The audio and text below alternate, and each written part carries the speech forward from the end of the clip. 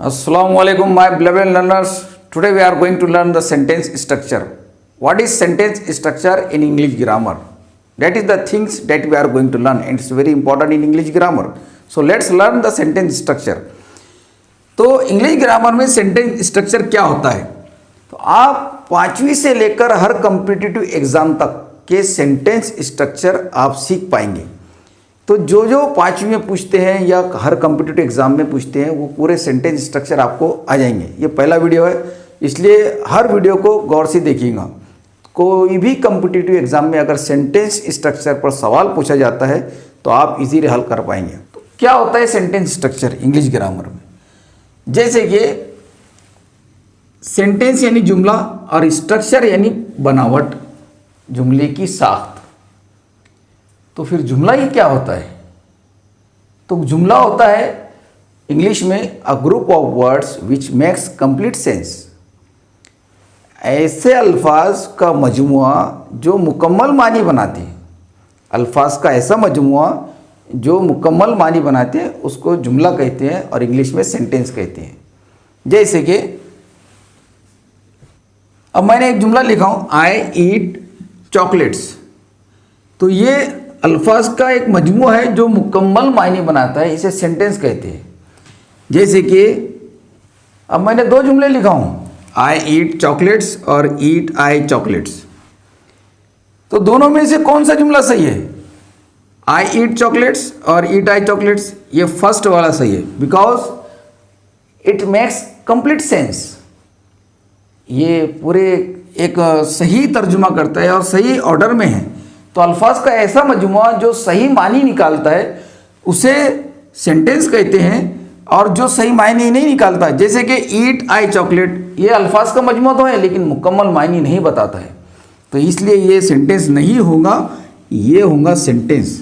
तो फिर सेंटेंस में क्या क्या चीज़ें होती है वो जानना ज़रूरी है कि कौन सी चीज़ पहले आएंगी, फिर उसके बाद कौन सी चीज़ आएंगी, फिर उसके बाद कौन सी चीज़ आएंगी। तो वो 3 चीज़ें हम जानने जा रहे हैं। तो वो 3 चीज़ें क्या हैं वो भी जान लीजिए। 3 चीज़ों में सबसे पहली चीज़ होती है सब्जेक्ट, दूसरी चीज़ होती है वर्ब, तीसरी चीज़ होती है ऑब्जेक्ट। सब्जेक्ट को कहते हैं फाइल उर्दू में, इसको कहते हैं वर्ब को फेल, और इसे कहते हैं मफूल। ये 3 चीज़ों पर डिपेंड एक सेंटेंस बनता है, और ये 3 चीज़ें तरतीब में हो तो जुमला मुकम्मल तौर पर बनता है। तो पहले सब्जेक्ट इस्तेमाल होता है, इस सेंटेंस स्ट्रक्चर का पहला सब्जेक्ट, फिर वर्ब इस्तेमाल होता है और फिर ऑब्जेक्ट इस्तेमाल होता है। तो अल्फाज का जो सही मजमुआ है वो इस स्ट्रक्चर में फिट होता है, सब्जेक्ट वर्ब एंड ऑब्जेक्ट, तो मुकम्मल सेंस बनता है। तो फिर से सब्जेक्ट किसे कहते हैं, वर्ब किसे कहते हैं और ऑब्जेक्ट किसे कहते हैं? तो सब्जेक्ट यानी फाइल यानी काम का करने वाला। जुमले में जो काम करता है वो सब्जेक्ट कहलाता है। जो भी हम जुमला बोलते हैं, जैसे कि आई एम टीचिंग, मैं पढ़ा रहा हूं, तो कौन पढ़ा रहा है? मैं। तो मैं सब्जेक्ट हो गया, आई सब्जेक्ट हो गया।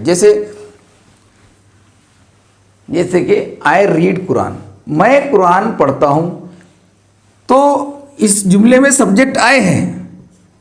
तो सब्जेक्ट की ये पहचान होती है कि वो हु और व्हाट का जवाब होता है। कौन पढ़ता है? मैं, तो कौन का जवाब? सब्जेक्ट। यानी जुमले की शुरुआत सब्जेक्ट से होती है, काम का करने वाला। कौन पढ़ता है? तो मैं पढ़ता हूं। फिर मैं क्या एक्शन करता हूं, कौन सा काम करता हूं? रीड, ये एक्शन, ये हो गया वर्ब। तो वर्ब किसे कहते हैं? A word that expresses an action, a verb that expresses an action. Verb जो जाहिर करता है वो काम को जाहिर करता है, इसे कहते हैं फेल यानी काम। और ऑब्जेक्ट उसे कहेंगे which is a receiver of action, जिस पर एक्शन वाक्य हो। ये कुरान हो गया ऑब्जेक्ट, ये हो गया ऑब्जेक्ट। अब देखिए सब्जेक्ट आपके समझ में आ गया, काम का करने वाला जुमले में। कौन पढ़ता है? तो मैं पढ़ता हूं, ये सब्जेक्ट हो गया। क्या करता हूँ तो रीड करता हूँ, ये एक्शन होगी, ये जाहिर एक्शन बताता है, हरकत बताता है।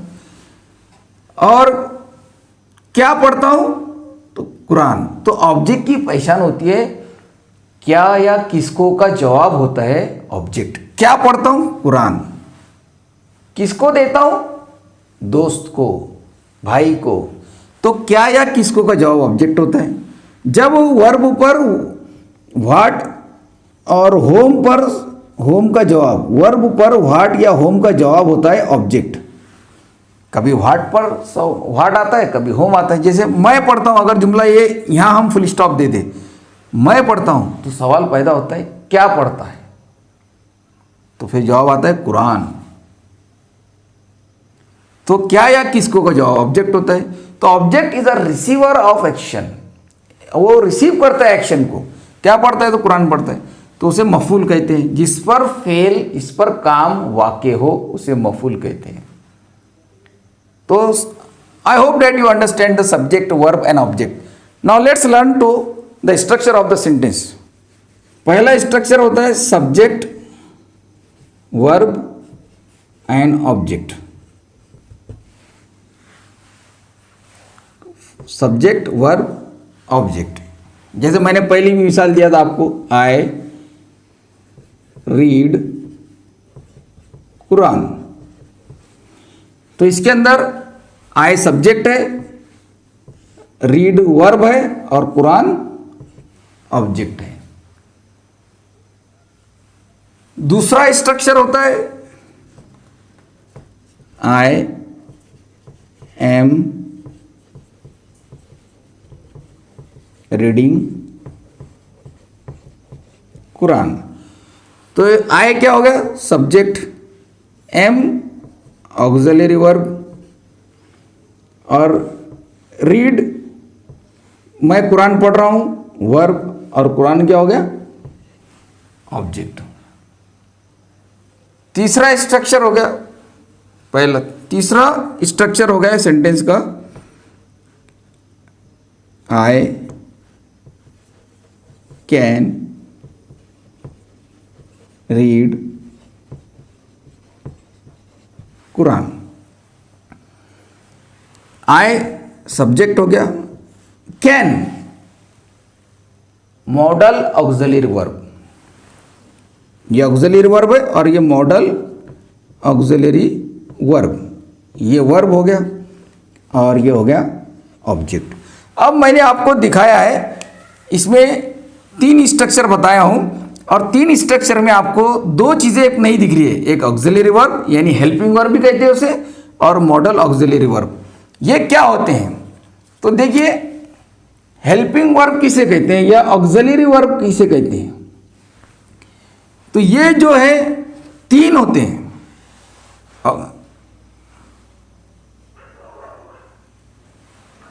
तो 3 ऑक्सिलरी वर्ब होते हैं, एक होता है टू बी,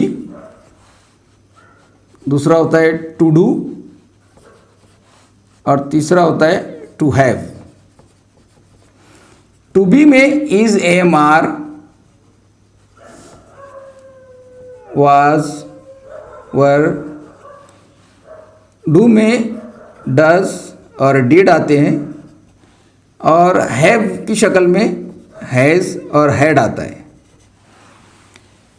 तो देखिए ये ऑक्सिलरी वर्ब है। अब मॉडल ऑक्सिलरी वर्ब जो है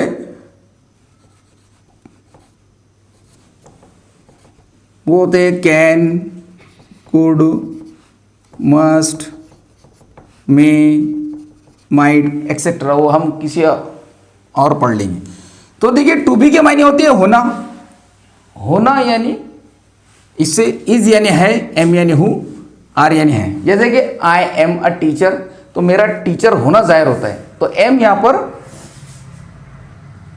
जैसे कि आई एम टीचिंग, जैसे कि आई एम टीचिंग मैं पढ़ा रहा हूं, तो हूं आई एम रीडिंग मैं पढ़ रहा हूं, तो हूं तो जाहिर होता है होना।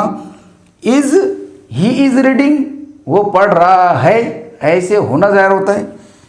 वी वे रीडिंग हम पढ़ रहे थे, तो यहां से बी की शक्ल में होना जाहिर होता है। डू यानी करना, डिड, उससे डिड ज़ाहिर होता है। टू हैव यानी ये भी होना ज़ाहिर होता है। और मॉडल ऑक्सिलरी वर्ब, तो ये ऑक्सिलरी वर्ब है और ये मॉडल ऑक्सिलरी वर्ब है। तो 3 स्ट्रक्चर हम पढ़ चुके हैं, subject verb object, subject auxiliary verb verb object, subject model auxiliary verb verb object. अब इसके बाद हम दूसरे वीडियो में यानी नेक्स्ट वीडियो में हम जानने जाएंगे इंडिपेंडेंट क्लॉज और डिपेंडेंट क्लॉज। फिर उसके बाद हम सीखेंगे कि सिंपल, कंपाउंड और कॉम्प्लेक्स सेंटेंस किसे कहते हैं। बेसिक ग्रामर हम सीख चुके हैं, सब्जेक्ट वर्ब ऑब्जेक्ट किसे कहते हैं। दूसरा ये सीखे कि हेल्पिंग वर्ब और हेल्पिंग वर्ब और मॉडल ऑक्सिलरी वर्ब किसे कहते हैं, ये सीख चुके हैं। और 3 स्ट्रक्चर हम सीख चुके हैं। तो इस बिना पर आप अंग्रेजी का पैटर्न तय करते हैं। अगर आप ये पैटर्न को स्क्रीनशॉट ले लेते हैं तो आपको ये पैटर्न पर पूछा जा सकता है सवालात। तो ये बुनियादी चीज़ें मैंने आपको ग्रामर की सिखा चुका हूँ। अब इसके बाद जो आपको मैंने बताया वो ज़रूर बताऊँगा। नेक्स्ट वीडियो का इंतज़ार कीजिए। चलते हैं, अस्सलाम वालेकुम।